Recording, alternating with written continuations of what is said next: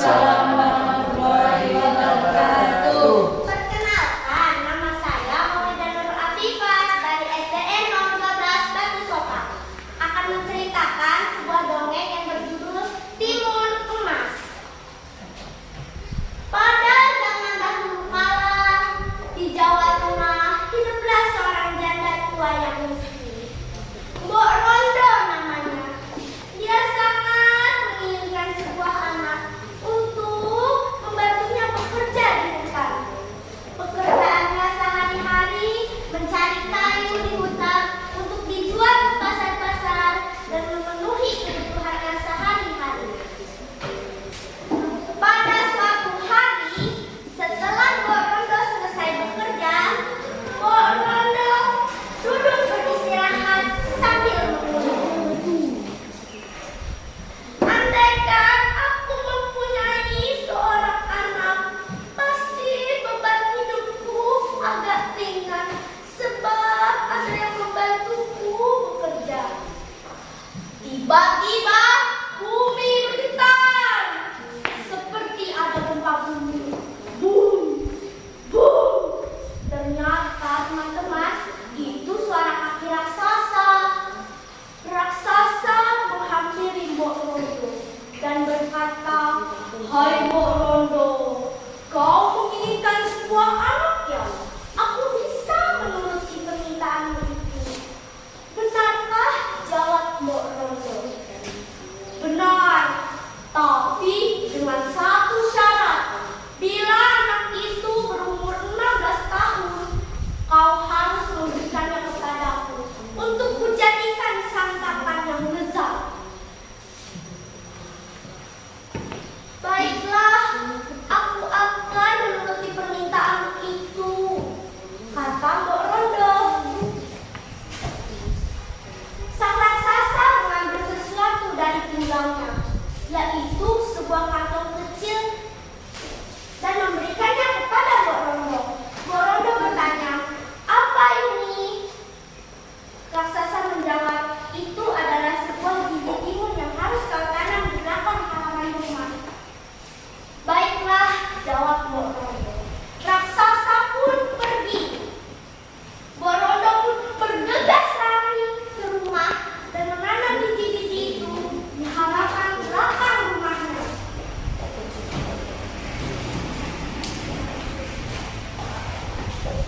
Dan setiap hari Mbok Rondo menyirami biji-biji itu. Wah, 2 minggu kemudian biji-biji itu berubah menjadi halaman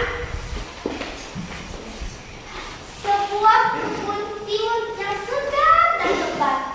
Tetapi ada satu buah timun yang sangat besar, warnanya kuning seperti emas. Mbok Rondo membawa buah timun besar itu ke dalam rumah dan membelahnya secara hati-hati. Wah, di dalamnya ada seorang bayi yang cantik sekali. Mbok Rondo menamainya Timun Emas.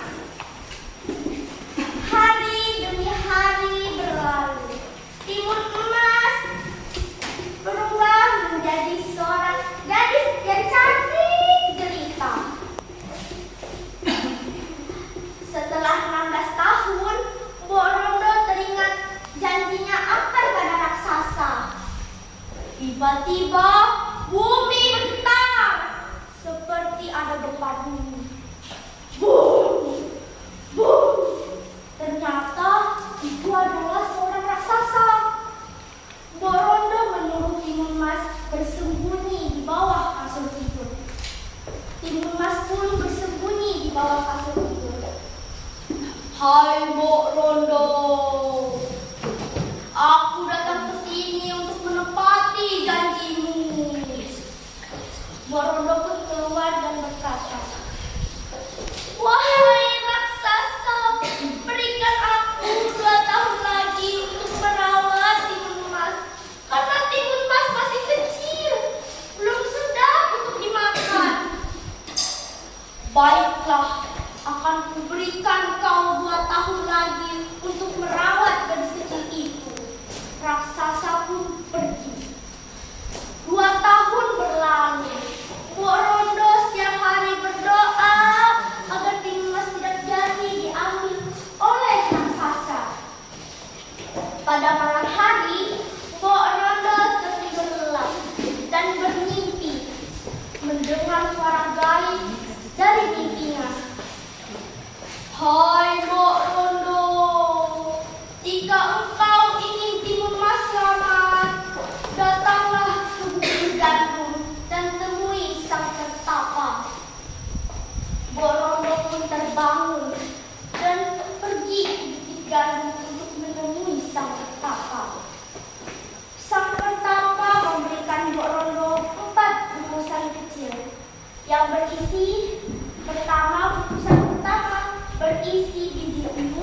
Bungkusan kedua berisi jarum, bungkusan ketiga berisi garam, dan bungkusan keempat berisi terasi.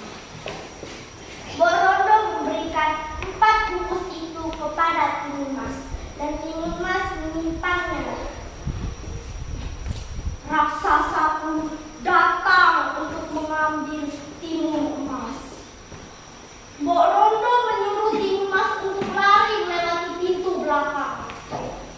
Raksasa yang melihat Timun Mas lari mengejar Timun Mas. Timun Mas yang dikejar sangat lelah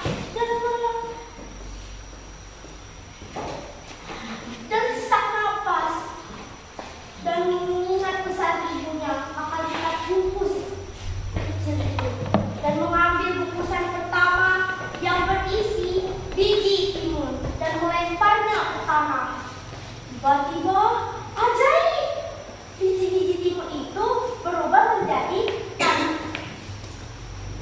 lahan timun yang sangat luas dan segar. Raksasa yang melihat buah-buah timun yang segar itu memakannya dengan lahap sekali dan rampus. Timun Mas melanjutkan larinya. Raksasa yang sudah habis memakan semua timun itu berlari lagi mengejar Timun Mas.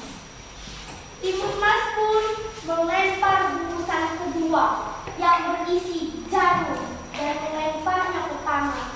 Ajaib!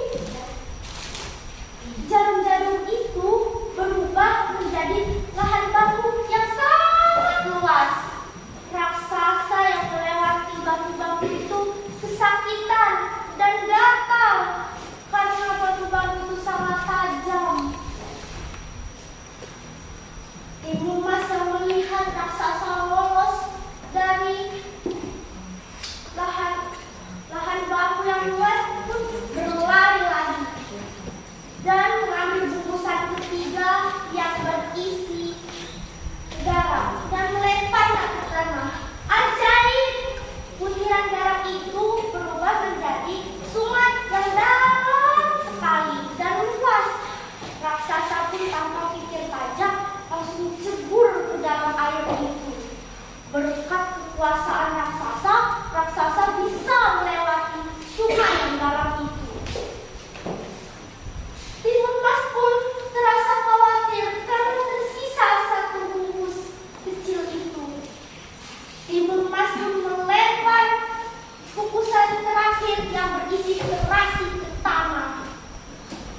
Terasi itu berubah menjadi sungai lumpur yang sangat panas dan dalam. Raksasa pun masuk ke dalam sungai yang panas dan dalam itu. Pas di tengah perjalanan, sang raksasa kepanasan dan meminta tolong. Tolong! Tolong! Tubuhnya pun dipenuhi lumpur. Raksasa pun tenggelam. Timun Mas yang melihat raksasa tenggelam pun senang karena dia tidak jadi dijadikan santapan raksasa. Timun Mas pun segera pulang ke rumah.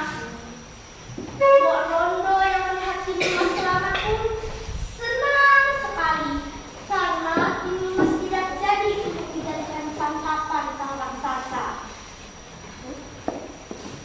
Mereka pun hidup bahagia selamanya. Pesan moral yang dapat kita ambil,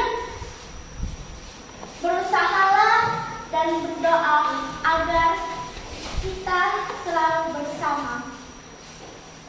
Belajarlah untuk berdoa kepada Yang Kuasa.